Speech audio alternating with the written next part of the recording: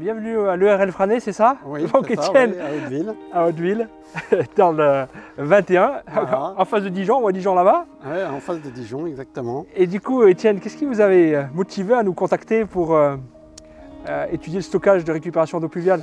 Déjà, nous, ce qui nous a motivés, c'est qu'ici, on n'a pas de réserve d'eau pluviale, donc ça a été ça nous embêtait de faire un engor et de perdre l'eau, de le mettre dans le sol, autant la récupérer pour les traitements et les bêtes.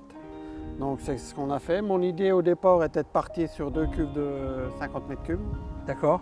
Dans un premier temps, je voulais faire une citerne et après on a regardé, je voulais 2 cuves de 50 mètres cubes en plastique. D'accord. Ouais. Et après, donc on a pris contact avec vous et vous nous avez proposé 4,25. Pour qu'elle passe sous le toit, tout ça, Voilà, c'était ça. sous le toit. Et nous, ce qu'on voulait surtout, comme on est dans une périurbaine assez huppée, nous on voulait que ça s'intègre au paysage.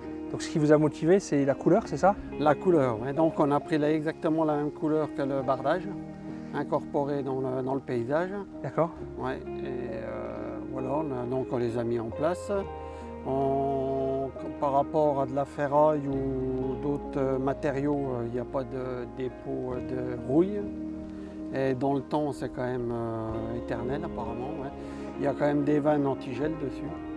Et pour installer, c'est facile? Ouais, c'est facile. Les cuves doivent peser à peu près 700 ou 800 kg. On les a remis droit avec un télescopique. On les a tout seul, quoi.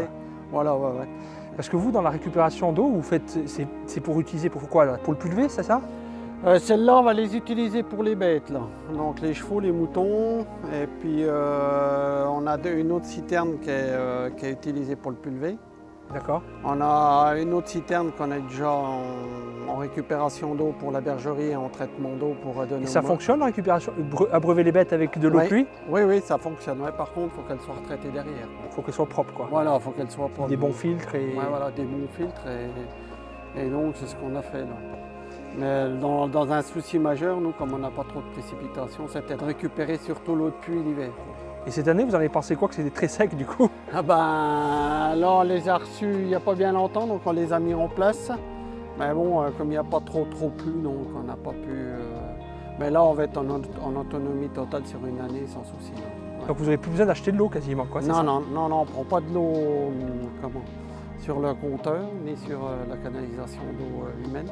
Donc là, c'est toute l'eau qui est récupérée de nos toits. Au lieu de la mettre par terre et qu'elle aille dans les sols, on la récupère, on la retraite et on redonne à nos animaux. Donc grâce à ces cuves-là, en fait, vous pouvez abreuver les bêtes, voilà, traiter avec le pulvé. Oui. Donc là, ça va tout seul, j'ai vu avec le pulvé Orch, là, 3 pouces, voilà. Ça sera vite rempli le truc, Ouais. la cuve. Oui, intéressant. Et comment ça s'est passé? Qu'est-ce que vous en pensez de votre service auprès de Duraplace? Vous avez été contacté par des techniciens en visioconférence, c'est ça? Voilà, ça s'est bien passé? Oui, puis ça s'est bien passé, on a eu un bon contact, un bon feeling. Et puis bon, on était sur à peu près, ils ont été dans nos idées que nous on voulait. Donc c'est ce qui nous a plu après l'intégration dans le paysage, après une matière assez neutre pour nous quand même. Et c'est vrai qu'on avait fait plusieurs devis sur d'autres formes de cuves. Bon, après c'était surtout de la ferraille. Mais bon, après le problème de la ferraille, quand il n'y a plus d'eau dedans, elle rouille. Il faut les repeindre. Voilà, c'est un autre système. Et puis bon, au bout de 15-20 ans, moi ce qui me faisait peur, c'est qu'elle perce, quoi. Ah bah, les cuves métalliques à un moment donné. Puis même quand tu récupères de l'eau rouillée pour le pulver, c'est pas le top. C'est pas le top, le traitement c'est pas le top, pour les moutons c'est pas le top, pour les bêtes c'est pas le top, parce que nous on a quand même une consommation qui est de 17 à 20 mètres cubes semaine avec le troupeau de moutons qu'on a aujourd'hui.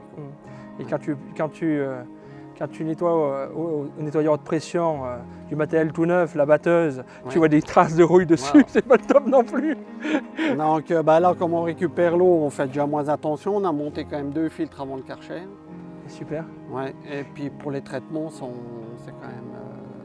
quand même mieux. Et puis bon, donc on a fait notre mise en place. Donc pas de génie civil quoi, là-dessus, vous posez ça sur un sol stabilisé. Voilà, sol stabilisé, donc a été broyé, tassé au compresseur. On les a relevés debout avec le télescopique. Donc ça s'est fait tout seul quoi. Voilà, le branchement est assez rapide, assez simple. Donc voilà des vannes assez hors gel, c'est surtout ça moi qui me faisait un peu de souci. Et ouais, ça c'est l'avantage. Voilà, c'est l'avantage d'être hors gel. Et donc là, garantie 10 ans en plus dans les voilà, marqués, ouais. puis l'intégration du paysage et puis la matière humide. Et d'après vous, la récupération d'eau pluviale, c'est quelque chose qui va se développer de plus en plus? Bah, nous, par chez nous, on a déjà fait des forages sur la commune, ils sont descendus jusqu'à 130-140 mètres. Et alors?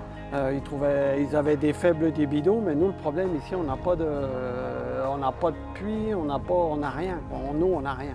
C'est quand même des sols argilo-calcaires à très faible potentiel. Et le problème, pour nous, pour que ça aille bien pour les récoltes, il faut qu'il pleuve toutes les semaines, quoi. Ouais. Et puis tu sais qu'au moins l'eau de pluie, elle ne sera pas taxée, quoi. Voilà. Donc les forages, c'est pas si sûr. Voilà. Non, puis bon, le problème, nous, c'est l'élevage. Hein. Nous, l'élevage, ça consomme. C'est quand même hyper important. Aujourd'hui, quand même, dans la périphérie dijonnaise, l'eau est appelée à augmenter parce que ça va être une matière de plus en plus rare. C'est clair. Mais bon, tant qu'on peut être autonome. D'après nos experts, en fait, l'eau va être multipliée par 10 dans les 5 ans qui arrivent. Donc en fait, plus on va avancer, plus elle coûtera cher et plus on va en prendre soin. Voilà. Mais ce que j'arrive pas à comprendre dans le monde agricole, c'est qu'aujourd'hui, on fait quand même des bâtiments, des grandes toitures en bac acier, et on laisse mourir l'eau dans les sols sans la récupérer, sans avoir cette arrière-pensée écologique et système de stockage d'eau. Moi, que je trouve, pour dommage. moi, c'est dommage. Et en plus, ça coûte cher, quoi. Voilà, ouais. Et bon, moi, c'est vrai qu'avec mon neveu qui est plus jeune, lui, il voulait faire carrément des puits perdus. Alors que, voilà. Et donc, là, sur ces citernes-là, on a quand même une aide qui doit être de 35% par le Conseil général. Donc, l'achat des cuves, une aide de 35%. Bon, il y a un peu de mise en place, mais bon, pour moi, la rentabilité, elle est même bonne. Sans l'aide, ça vaut le coup, quoi. Voilà, ouais. C'est des cuves quand même où l'eau sera toujours propre et nickel.